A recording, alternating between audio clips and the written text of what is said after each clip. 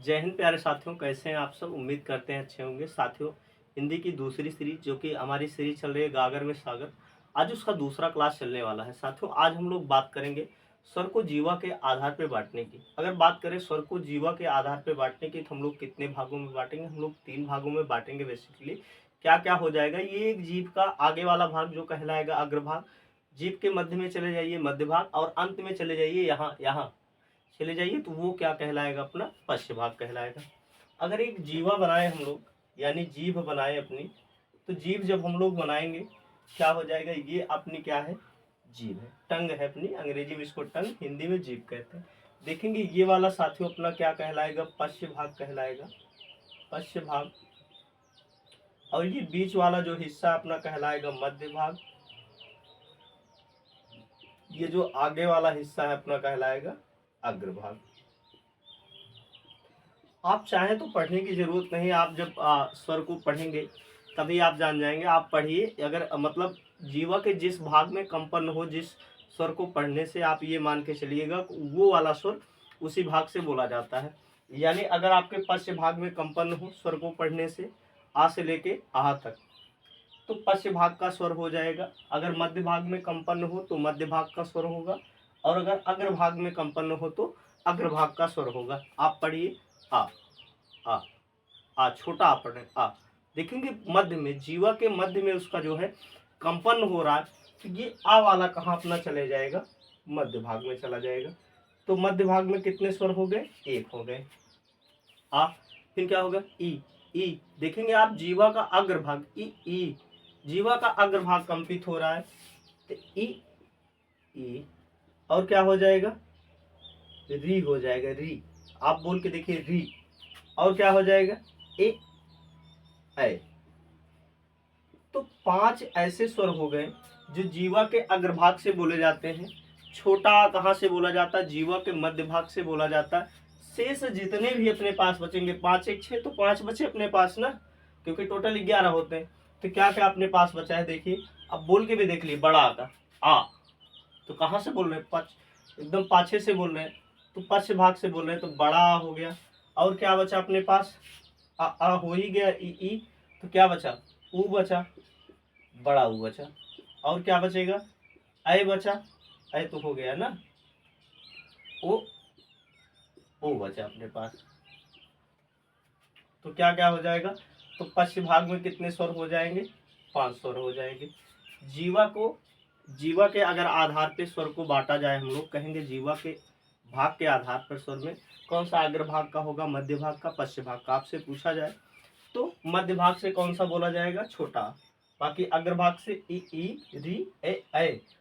पश्च भाग से बड़ा, छोटा ऊ, बड़ा ऊ, ओ औ। ये वाला। चलिए आगे हम लोग चलते हैं।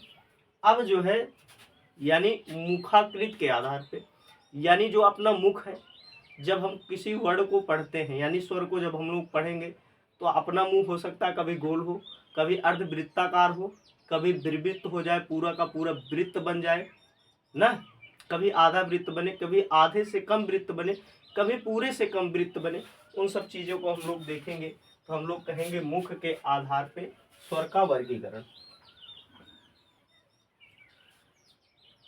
मुख के आधार पर, मुख के आधार पर स्वरों का वर्गीकरण।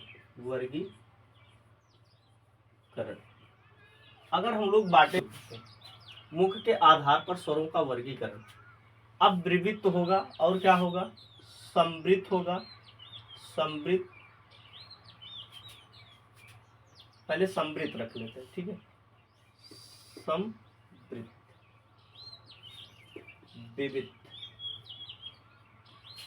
अर्ध समृद्ध, अर्ध समृद्ध, अर्ध विविध। चलिए आपके हो गए समृद्ध, विविध, अर्ध समृद्ध, अर्ध विविध तो हो गया। अब याद रखेंगे समृद्ध से यहाँ अर्ध समृद्ध, विविध से अर्ध विविध, याद दो रखना है, एक समृद्ध और एक क्या याद रखना है? विविध याद रखना है। क्या याद रखना है? विविध याद रखना है। चलिए हम लोग देखते हैं। अब समृद्ध क्या होगा, जब आपका मुख बहुत कम, थोड़ा सा खुले, सबसे कम जब आपका मुख खुले तो वो क्या होगा, समृद्ध होगा। सबसे कम मुख खुलता है, खुलता है। जब आपका मुख सबसे कम खुले, जब आपका मुख सबसे कम खुले तो वो क्या कहलाएगा, अपना समृद्ध कहलाएगा। और जब मुख आपका सबसे अधिक खुले, सबसे अधिक मुख खुलता है, मुख खुलता है, सबसे अधिक मुख खुलता है। अब यहाँ समृद्ध में इससे थोड़ा अधिक यहाँ पे खुलेगा तो कहेंगे जो है समृद्ध से, समृद्ध से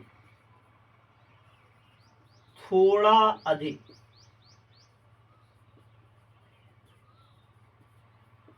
मुख खुलता है। यहाँ पे वृत्ताकार मुंह बन जाता है, वृत्ताकार मुख हो जाएगा तो अपना कहलाएगा विविध। यहाँ पे क्या होगा भाई, इससे अधिक तो नहीं हो सकता ना कोई चीज, वृत्ताकार से ज्यादा आप ऐसा थोड़े वृत्त से ज्यादा मुंह फैला पाएंगे, उससे कम आना पड़ेगा आपकी बात। तो कहेंगे जो है विविध से थोड़ा कम मुंह खुलेगा, विविध से, विविध से थोड़ा कम, थोड़ा कम मुख खुलता है, खुलता है। पहला वाला देखेंगे, संबित में सबसे कम मुख खुलता है, विविध में सबसे अधिक मुख खुलता है यानी वृत्ताकार हो जाता है, अर्ध संबित में संबित से थोड़ा ज्यादा मुख खुल जाता है, और इधर अर्ध विविध में विविध से थोड़ा कम मुख खुलता है। अब सबसे कम जो मुख खुलता है क्या क्या हो जाएगा, आप पढ़ के देखिए, अ आ, इ ई, उ ऊ, सबसे कम मुंह यहाँ खुल रहा है, देखिए इ ई, उ ऊ। अब इससे अधिक सब मुंह खुलेंगे तो क्या हो जाएगा, इ ई, उ ऊ, और क्या अपना हो जाएगा, री हो जाएगा। तो समृद्ध स्वर कितने होते हैं, 1 2 3 4 5, कितने हो जाएंगे, 5, 5 समृद्ध स्वर होते हैं। आगे बात करेंगे विविध स्वर कितने होते हैं, एक होता है सबसे अधिक मुख किसमें खुलता है, आ, किसमें खुल जाएगा अपना, बड़ा आ में। बड़ा आ अपना क्या होता है, विविध स्वर, यानी एक ऐसा स्वर जो पूरा का पूरा मुख वृत्ताकार बना देता है, जो विविध स्वर कहलाता है, क्या हो जाएगा, आ हो जाएगा। तो विविध स्वर कितने होते हैं साथियों, 1 होते हैं। तो कुल कितना हो गया, 5 1 6, बचे कितने पास अब अपने पास, तो 5 बचेंगे, ठीक है। अब देखेंगे अर्ध, अर्ध समृद्ध में क्या क्या अपना हो जाएगा, तो क्या हो जाएगा, एक हो जाएगा ए, एक हो जाएगा ओ, इससे ज्यादा खुल रहा है, ए ओ, ए ओ।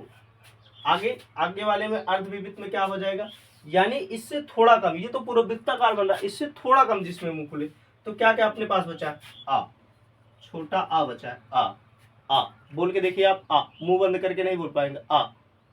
और आपका क्या हो जाएगा, देखिए ए कहीं गया है, नहीं गया है। आगे क्या हो जाएगा, और क्या बचा है अपने पास, देखिए 5 हो गया, 5 1 6 हो गया, 6 2 8 हो गया, 8 3 11 हो गया।